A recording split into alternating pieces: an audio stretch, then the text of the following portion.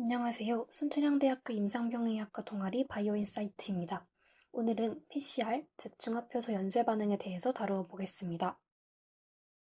먼저 PCR이 왜 중요한 기술인지 알아보고 PCR의 기본 개념을 설명하겠습니다.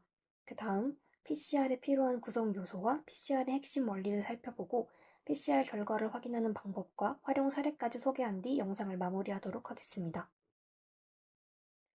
PCR, 즉 중합효소 연쇄 반응은 특정 DNA 부위를 짧은 시간 안에 대량으로 증폭시키는 기술입니다. 또 PCR은 매우 적은 양의 DNA에서도 원하는 유전 부분만 선택적으로 복제가 가능합니다. 원래 DNA 양이 너무 적으면 분석이 어렵지만 적은 양의 DNA를 분석 가능한 수준까지 증폭시킬 수 있는 PCR의 특징 때문에 PCR을 이용하면 짧은 시간 안에 필요한 DNA를 대량으로 얻을 수 있습니다. 그래서 PCR은 감염병 진단이나 유전자 검사 등 매우 다양한 분야에서 이용되고 있습니다. PCR에 대해서 자세히 알아보기 전에 먼저 DNA의 기본 구조에 대해서 알아보도록 하겠습니다.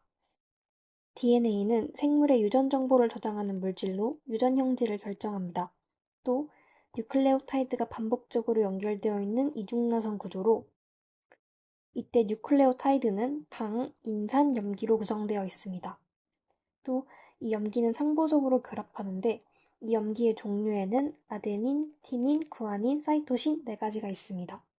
그래서 오른쪽 그림을 보시면 DNA는 사이토신과 구아닌, 그리고 아데닌과 티민이 서로 상부적으로 결합하여 이중나선 구조를 이루고 있는 모습을 확인하실 수 있습니다. 다음은 PCR에 필요한 구성 요소입니다. PCR 반응을 위해서는 여러 가지 물질이 필요한데요. 가장 처음으로 주형 DNA가 있습니다.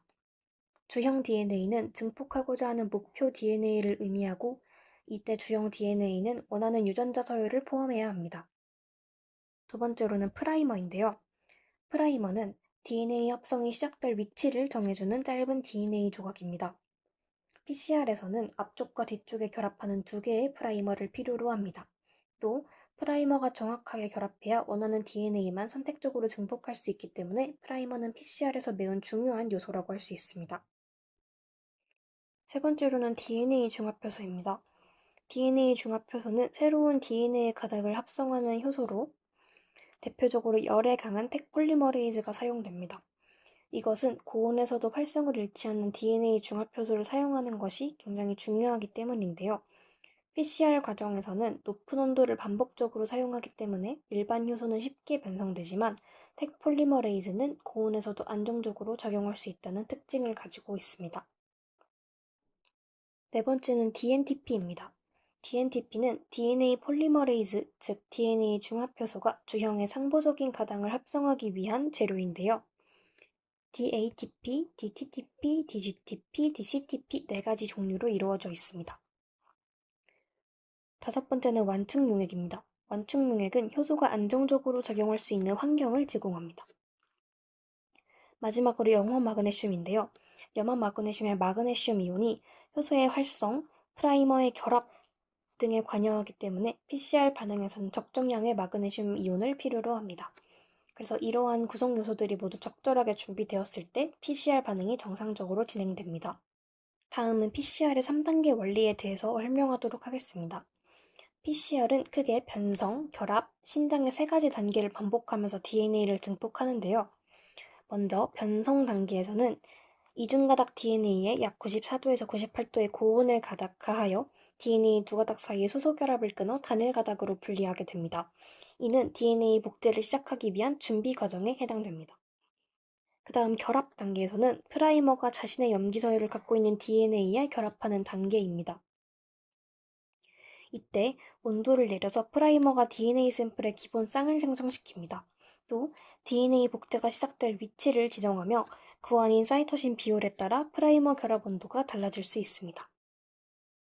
마지막으로 신장 단계에서는 DNA 중합효소가 프라이머를 시작점으로 새로운 DNA 가닥을 합성합니다. 프라이머는 특정 염기 서열에 결합하고 이후 DNA 합성이 시작될 위치를 정하게 됩니다. 또 약 70에서 74도에서 택폴리머레이즈가 DNA를 합성하고 이때 DNA는 5-에서 3- 방향으로 합성되게 됩니다. 결론적으로 PCR은 변성, 결합, 신장 세 단계를 반복하여 DNA를 증폭시킵니다. 또 한 번의 사이클이 끝날 때마다 DNA 양은 2배로 증폭하게 됩니다. PCR 세 단계의 원리를 간단한 그림으로 보도록 하겠습니다. 우선 첫 번째 변성 단계를 통해서 DNA 이중나선이 결합을 분리를 하고, 두 번째로 결합 단계를 통해 프라이머가 DNA 합성이 시작될 위치를 정합니다. 마지막으로 DNA 중합효소가 뉴클레오타이드를 이어서 새로운 DNA 가닥을 형성하게 됩니다. 다음은 RT-PCR, 즉 Reverse Transcription PCR에 대해서 설명하도록 하겠습니다. RT-PCR은 RNA를 DNA로 역전사시키는 과정을 먼저 수행한 뒤 PCR을 수행하는 과정입니다. 그래서 RNA의 유전 정보를 DNA로 변환하는 과정이고, RNA 바이러스인 레트로 바이러스에서 처음 발견되었습니다. 또 이 리버스 트랜스크립션 반응은 역전사 효소에 의해서 이루어집니다. 또 이때 역전사를 통해서 합성된 DNA를 cDNA라고 합니다. RT-PCR에서 역전사가 필요한 이유는 RNA를 보다 안정적인 DNA 형태로 변환하기 위함인데요. 이때 변환된 cDNA는 안정적이기 때문에 이후 실험에 사용될 수 있습니다. 이때 RT-PCR에서 RNA는 역전사의 주형이 되는 물질이고, 역전사 효소는 RNA를 이용해 DNA를 합성하는 효소입니다. 이때 역전사 효소의 종류에는 AMV와 MMLV가 있습니다. 프라이머는 역전사 시작 위치를 결정하는 역할을 하는데요. 역전사 효소를 이용한 cDNA 합성에는 결합 위치와 목적에 따라서 세 가지로 구분할 수 있습니다. 올리고디티 프라이머,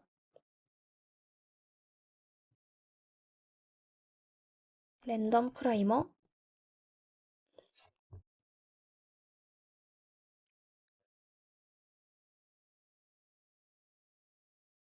진 스페시픽 프라이머, 이렇게 세 종류로 구분할 수 있습니다.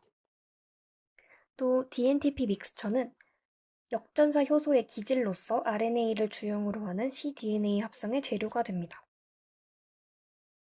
그리고 RNase 이니비터 같은 경우에는 RNA가 매우 쉽게 분해되기 때문에 이 RNase 이니비터를 사용해서 RNA가 손상되지 않도록 RNA 분해를 방지하는 역할을 합니다. RT-PCR에서는 RNA, 프라이머, 뉴클레오타이드 및 역전사 효소를 포함하는 시료가 먼저 가열되어서 RNA의 2차 구조를 분해합니다. 그런 다음에 프라이머가 RNA에 결합하도록 시료가 냉각됩니다.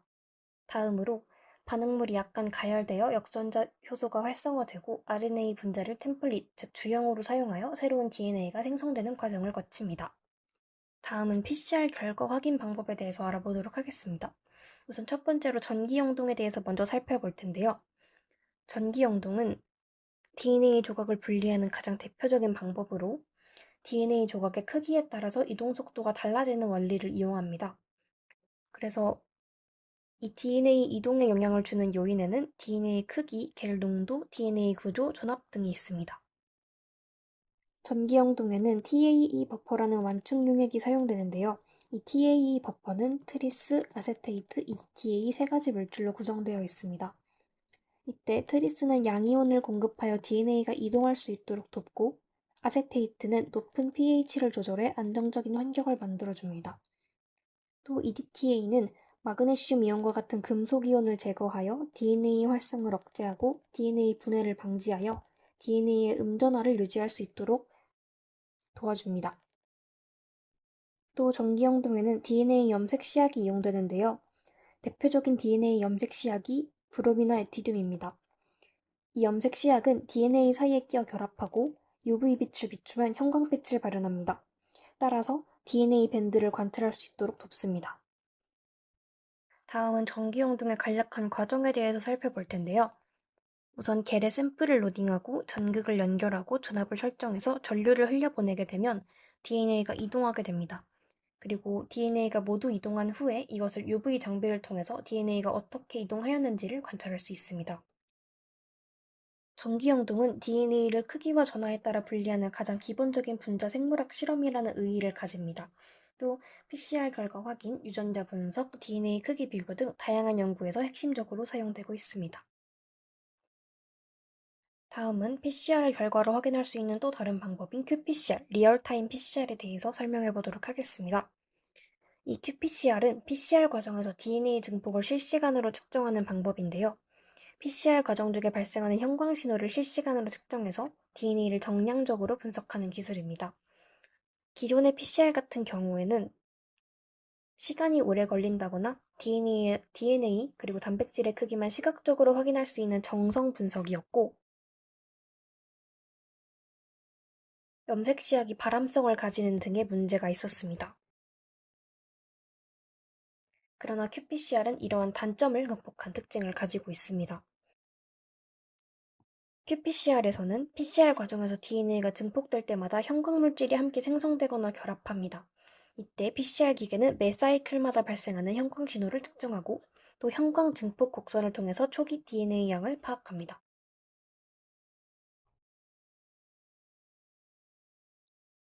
앞서 설명했듯 PCR의 결과는 그래프, 즉 형광 증폭 곡선으로 표현할 수 있는데요. 이 그래프를 통해서 DNA 양을 파악할 수 있습니다. 또 이때 그래프에서 X축은 사이클 수, Y축은 형광 강도를 나타냅니다. 또 그래프에서 threshold, 즉 기준선은 증폭 효율이 높은 구간에서 긋는 가상의 선인데요. 이 기준선은 형광 강도의 양을 의미합니다. 그리고 이 기준선에 도달하는 값을 CT값이라고 하고 이 CT값은 DNA 양을 정량적으로 나타내는 중요한 지표가 됩니다. 이때 CT값이 낮을수록 초기 DNA 양이 많다는 것을 의미하며 CT값이 높을수록 초기 DNA 양이 적다는 것을 의미합니다. 이쪽에 그래프를 관찰하면 빨간색 그래프가 가장 먼저 형광이 증가하여 CT값이 가장 낮으므로 초기 DNA 양이 가장 많고 오른쪽으로 갈수록 CT값이 증가하므로 초기 DNA 양이 적다는 것을 알 수 있습니다.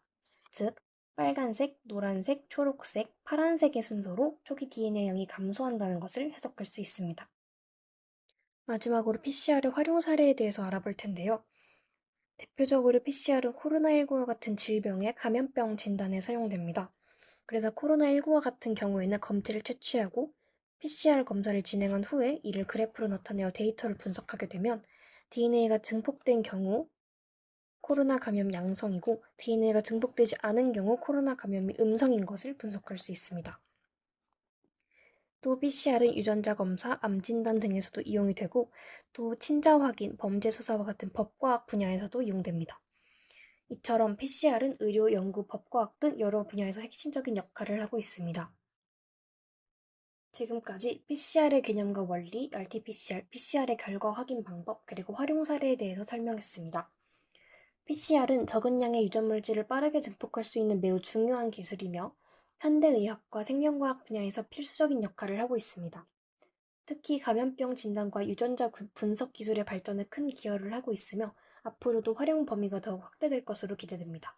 이상으로 영상을 마치겠습니다. 감사합니다.